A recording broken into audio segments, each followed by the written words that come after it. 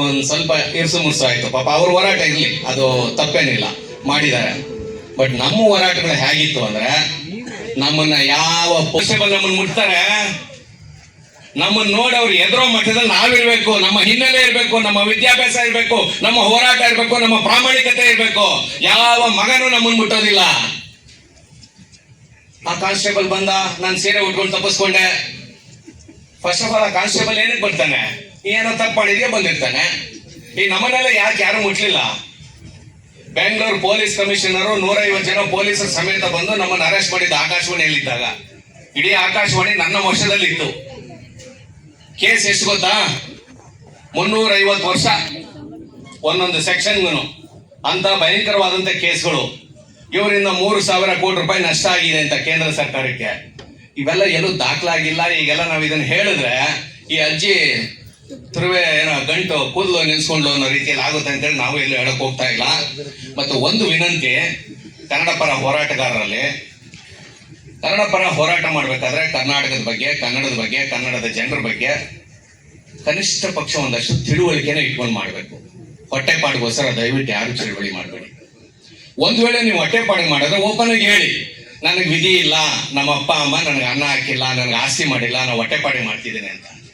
ಏನು ಚಳುವಳಿಗೆ ಬರ್ತೀರಾ? ಅದು ಹೆಂಗೋ ಕೋಟಿ ಕೋಟಿ ದುಡ್ಡು ಮಾಡ್ಕೊಂತಾರೆ.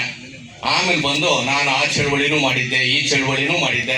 ಕೆಲವರು ಹೊಟ್ಟೆ ಇರಲ್ಲ ನಾವು ಚಳುವಳಿ ಮಾಡಿದಾಗ, ಅದೆಲ್ಲ ನಾವೇ ಮಾಡಿದ್ವಿ ಅಂತಾರೆ. ಆಮೇಲೆ ಇನ್ ಕೆಲವ್ರು ಎಂತ ಸುಳ್ಳು ಹೇಳ್ತಾರೆ ಅಂದ್ರೆ, ಶ್ರೀರಾಮ್ಪುರದಲ್ಲಿ ಸಕ್ಕರೆ ಅಂತ ಅವ್ರ ಹೆಂಡತಿ ಕೌನ್ಸಿಲರು ಎಲಿಜಬೆತ್ ಅಂದ್ಬಿಟ್ಟು, ಕ್ವೀನ್ ಎಲಿಜಬೆತ್ ಅಂತ ಹೆಸರು. ಸಕ್ಕರೆ ಅವನು ಕನ್ನಡ ಅಂದ್ರೆ ಸಾಕು ಎಲ್ರಿಗೂ ಕುರುಪು ಆಗ್ತಿದ್ದ ಅಂತ ಒಬ್ಬ ನಾಯಕ ಹೇಳ್ತಾನೆ. ರೇ, ಸಕ್ಕರೆ ಕನ್ನಡ ಚಳುವಳಿಗಾರರು ನಮ್ಮನ್ನೆಲ್ಲ ಕಂಡ್ರೆ ಗಡಗಡ ನಡೀತಿದ್ದಾರೆ. ಇದು ವಾಸ್ತವ. ಅವನು ಯಾವತ್ತೂ ಅಷ್ಟೇ, ರೌಡಿಗಳಿದಾರಲ್ಲ, ಯಾವ ಕನ್ನಡ ಚಳುವಳಿಗಾರರಿಗೂ ಹೊಡಿತಿರ್ಲಿಲ್ಲ, ಕುರುಪು ಆಗ್ತದೆ. ಅವ್ರಿಗೆ ಭಯ ಇತ್ತು. ಬಂದು ಆ ರೀತಿ ಎಲ್ಲ ಹೇಳಿದಾಗ ಇವತ್ತಿನ ಯುವ ಜನಾಂಗವನ್ನ ಏನ್ ಮಾಡ್ತಾರೆ ಗೊತ್ತಾ? ಅಯ್ಯೋ, ಒಬ್ಬ ತಮಿಳ್ ರೌಡಿ ನಮ್ಗೆಲ್ಲ ಹೊಡಿತಾನೆ ಅನ್ನೋ ಭಯ ಬಂದ್ಬಿಟ್ರೆ ನಮ್ಮ ಮಕ್ಕಳು ಮನೆ ಸೇರ್ಬಿಡ್ತಾರೆ. ಅವ್ರು ಯಾರು ನಮಗ್ ಏನು ಎದುರಿಸ್ತಾ ಇರ್ಲಿಲ್ಲ. ಇನ್ನು ನಮ್ಮನ್ ಕಂಡ್ರೆ ಭಯ ಬೀಳೋರು. ನಾವುಗಳೇನಾದ್ರೂ ವಿಧಾನಸೌಧದ ಕಡೆ ಹೋದ್ರೆ ಸಿಗರೇಟ್ ಸೇರ್ತಾ ಇದ್ರೆ ಬೆಕ್ಕಿನ ಕೃಷ್ಣ ಇವರೆಲ್ರು ಪಕ್ಕಕ್ಕೆ ಹೋಗ್ಬಿಡೋರು. ಚಳುವಳಿಗಾರರು ಬಂದ್ರಪ್ಪ ಬೈತಾರೆ ಅಂತ ಹೇಳಿ. ಅಂದ್ರೆ ಆ ಮಟ್ಟದಲ್ಲಿ ನಾವಿದ್ವಿ, ಅವ್ರು ಆ ಮಟ್ಟದಲ್ಲಿ ಇದ್ರು. ಬಹುಶಃ ಇವನ್ ಯಾರು ಏನೋ ಮಾಡಿರ್ಬೇಕು, ಅದಕ್ಕೋಸ್ಕರ ಇವನಿಗೆ ಕುರುಪು ಹಾಕಿರ್ಬೋದು. ಇದು ಚಳುವಳಿಯ ಇತಿಹಾಸ. ಇದ್ಯಾವುದನ್ನು ತಿಳ್ಕೊಳ್ತೇನೆ. ಆಮೇಲೆ ನಮ್ಮ ಕರ್ನಾಟಕದ ಇತಿಹಾಸ ಇದೆಯಲ್ಲ ಕೊಡುವಂತವ್ರು, ಇದೇ ಗಂಗರ ಕಾಲದಲ್ಲಿ ಇತಿಹಾಸ ಓದ್ಬೇಕು.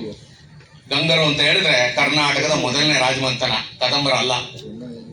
ಗಂಗರ ಕಾಲದಲ್ಲಿ ತಮಿಳುನಾಡಿನಿಂದ ಕೂಲಿ ಕಾರ್ಮಿಕರು ಈ ಕರ್ನಾಟಕಕ್ಕೆ ಬಂದಿದ್ದಾರೆ ಕೂಲಿ ಕೆಲಸ ಮಾಡೋದಕ್ಕೆ. ಅದೇ ಕರ್ನಾಟಕದಿಂದ ಯಾರು ಕೂಡ ಕೂಲಿ ಕೆಲಸ ಮಾಡೋದಕ್ಕೆ ಹೊರಗಡೆ ಹೋಗಿಲ್ಲ. ಸ್ವತಂತ್ರ ಬಂದ ಮೇಲೆ ಒಂದಷ್ಟು ಉತ್ತರ ಕರ್ನಾಟಕದವರು ಗೋವಾಗೆ ಕೂಲಿ ಕೆಲಸ ಮಾಡಕ್ ಹೋಗಿರ್ಬೋದು. ಯಾಕೆ ನಾನು ಸೈಕಲ್ ನಲ್ಲಿ ಇಡೀ ದೇಶ ಸುತ್ತ ಬಂದಿದ್ದೇನೆ.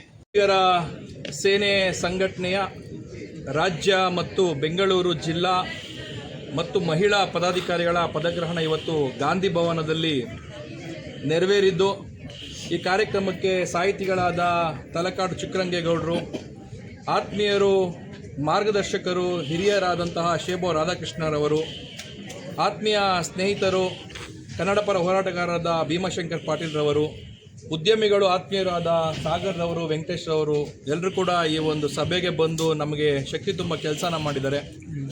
ಇಡೀ ರಾಜ್ಯದಲ್ಲಿ ಯುವ ಕನ್ನಡಿಗರ ಸೇನೆ ಪ್ರಾರಂಭ ಆದ 3 ತಿಂಗಳಲ್ಲಿ ಸಾಮಾಜಿಕ ಜಾಲತಾಣಗಳ ಮುಖೇನ ನಮ್ಮ ಸಂಘಟನೆಯ ಧ್ಯೇಯ ಉದ್ದೇಶಗಳನ್ನ ನಂಬಿ ಸಾವಿರಾರು ಜನ ಪದಾಧಿಕಾರಿಗಳು, ಸದಸ್ಯರು ಸೇರ್ಪಡೆಗೊಳ್ತಾ ಇದ್ದಾರೆ. ಜನರ ಮನಸ್ಸಿಗೆ ತಲುಪುವಂಥ ಕೆಲಸನ ಸಂಘಟನೆ ಮಾಡ್ತಾ ಇದೆ. ಸಂಘಟನೆ ಬೆಳೆದಂತೆ, ಜವಾಬ್ದಾರಿಯು ಜಾಸ್ತಿ ಆದಂತೆ ಇವತ್ತು ನಮ್ಮ ಪದಾಧಿಕಾರಿಗಳಿಗೆ, ನಮ್ಮ ಸೇನೆಯ ಸೈನಿಕರಿಗೆ ಜವಾಬ್ದಾರಿನ ಹಂಚಿದ್ದೀನಿ. ಅವರು ಕೂಡ ಕನ್ನಡಿಗರಿಗೆ ಮನಸ್ಸಿಗೆ ಹತ್ತಿರ ಆಗೋ ನಿಟ್ಟಿನಲ್ಲಿ ಕೆಲಸ ಮಾಡ್ತಾರೆ ಅನ್ನೋ ನಂಬಿ ಅವರಿಗೆ ನಾನು ಇವತ್ತು ಅಧಿಕಾರನ ಕೊಟ್ಟಿದ್ದೀವಿ. ತಾಯಿ ಚಾಮುಂಡೇಶ್ವರಿ, ಭುವನೇಶ್ವರಿ ಅವರಿಗೆ ಎಲ್ಲವನ್ನು ಒಳ್ಳೇದು ಮಾಡಲಿ ಅಂತ ಈ ಮುಖಾಂತರ ಹೇಳಲಿಕ್ಕೆ ಇಷ್ಟಪಡ್ತೀನಿ. ರಾಜ್ಯ ಸಮಿತಿಯಲ್ಲಿ 28 ಜನಕ್ಕೆ ನಾವು ಕೊಡಬೇಕು ಅಂತ ನಮ್ಮಲ್ಲಿ ಬೈಲಾದಲ್ಲಿದೆ. ನಾವೀಗ 14 ಜನಕ್ಕೆ ಮಾತ್ರ ಕೊಟ್ಟಿದ್ದೀವಿ. ಶ್ರೀರಂಗಪಟ್ಟಣ ಭಾಗ, ಮೈಸೂರು ರೋಡ್ ಭಾಗದಲ್ಲಿ ನಮ್ಮ ಪ್ರೀತಮ್ ಗೌಡ್ರಿಗೆ, ಕೋಲಾರ ಭಾಗದಲ್ಲಿ ನಮ್ಮ ಎಂ ಜಗದೀಶ್ ಗೌಡ್ರಿಗೆ, ಮತ್ತು ನಮ್ಮ ಯಾವುದು ನಿಮ್ಮದು ಚಿಕ್ಕ ಭಾಗದಿಂದ ಆಯ್ಕೆ ಮಾಡಿ ಕೇವಲ 14 ಜನಕ್ಕೆ ಮಾತ್ರ ಇವತ್ತು ಕೊಟ್ಟಿದ್ದೀವಿ. ಬೆಂಗಳೂರು ಜಿಲ್ಲಾಧ್ಯಕ್ಷರಾಗಿ ಮುರಳಿಗೌಡ ಅವ್ರನ್ನ ಆಯ್ಕೆ ಮಾಡಿದ್ದೀವಿ. 2ನೇ ಹಂತದಲ್ಲಿ ಮತ್ತೆ ಬೇರೆಯವರಿಗೆ ನಾವು ಅಧಿಕಾರ ಕೊಡೋ ಕೆಲಸನ ಮಾಡಿ. ರೀತಿಯ ಪರವಾಗಿ ಯುವ ಕನ್ನಡಿಗರ ಸೇನೆ ಮುಂಚೂಣಿಯಲ್ಲಿ ಪಾತ್ರನ ವಹಿಸಿ ಹೋರಾಟ ಮಾಡಿ ಮಧು ಬಂಗಾರಪ್ಪರವರು ಶಿಕ್ಷಣ ಸಚಿವರು ನಮಗೆ ಆಶ್ವಾಸನೆ ಕೊಟ್ಟಂತೆ ಅವರು ಹಿಂದಿನ ಕಡ್ಡಾಯ ಅಲ್ಲ ಗ್ರೇಡ್ ಮಾರ್ಕ್ಸ್ ಅಂತ ಮಾಡಿದ್ದಾರೆ. ರಾಜ್ಯಪಾಲರು ಬಹುಶಃ ಅವರ ಕೆಲಸದ ಮಿತಿ ಅವರಿಗೆ ಅರಿವಿಲ್ಲ ಅನಿಸುತ್ತೆ. ಅವರ ಕೆಲಸ ರಾಜ್ಯದ ರಾಜಕಾರಣದಲ್ಲಿ ಮೂಗು ತೋರಿಸೋದಲ್ಲ ಅಥವಾ ಸರ್ಕಾರದ ಕೆಲಸದಲ್ಲಿ ಅವರು ಮೂಗು ತೋರಿಸೋದಲ್ಲ. ಅವರಿಗೆ ಇಲ್ಲಿನ ಹಿಂದಿಯ ವಿಚಾರ ಬರೆಯುವಂಥ ಯಾವುದೇ ಅವರಿಗೆ ಮಿತಿ ಇರೋದಿಲ್ಲ. ಆದರೂ ಕೂಡ ಅವರು ಉತ್ತರ ಭಾರತದಿಂದ ಬಂದಿರೋರು ಪ್ರೇಮ ಇರುತ್ತಲ್ಲ ಬರೆದಿದ್ದಾರೆ. ಇಂಥ ಒಂದು ಕೆಲ ನಾವು ಬಗ್ಗುವಂಥದ್ದಲ್ಲ. ಈಗೇನು ಸರ್ಕಾರ ಒಂದು ಕ್ರಮನ ಹೇಳಿದೆ ಗ್ರೇಡ್ ಹಿಂದಿ ಇಲ್ಲ ಅನ್ನೋದು ಅದು ಸ್ವಾಗತಾರ್ಹ. ಸರ್ಕಾರಕ್ಕೆ ನಾವು ಅಭಿನಂದನೆಗಳನ್ನ ಸಲ್ಲಿಸ್ತೀವಿ.